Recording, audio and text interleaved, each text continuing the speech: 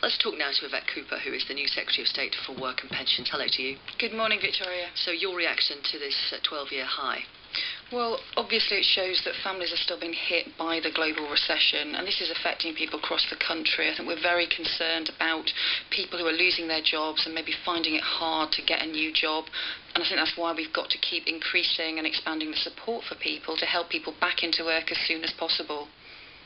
It's really a problem for young people at the moment leaving school. How are you helping them? You're right. Young people are being particularly affected, and this does often happen when you get the problems with the unemployment. And so that's why I think we've got to give them extra help. You can't ever go back to the problems in the early 80s, the early 90s, where you had a generation lost to long-term unemployment. Well, we're getting to the same levels now, aren't we? Well, no, what we want to do is to make sure that there's a job guarantee for young people, so none of them can be out of work for more than a year.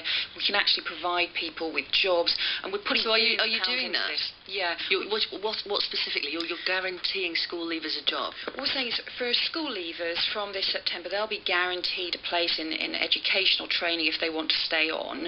But for young people more generally, for those under 25, from next year, from January, anyone who's been out of work for more than a year will guarantee them either a job or some work-based training or a proper offer, so that you never get again that sense of people just being lost for years, never getting that first chance, that first step on the ladder. So what sort of jobs will you be guaranteeing that they will get after a year of being unemployed? Well, we're asking councils, housing associations, voluntary sector organisations from across the country now to come to us and put forward bids as to the kinds of jobs that they can create in their local areas. We have £1 billion for this. It's a future jobs fund, but we can't do it alone. We need help from organisations across the country. We need everybody to pull together to give those young people a chance so we don't turn our backs on them, as I think people did too often in the past.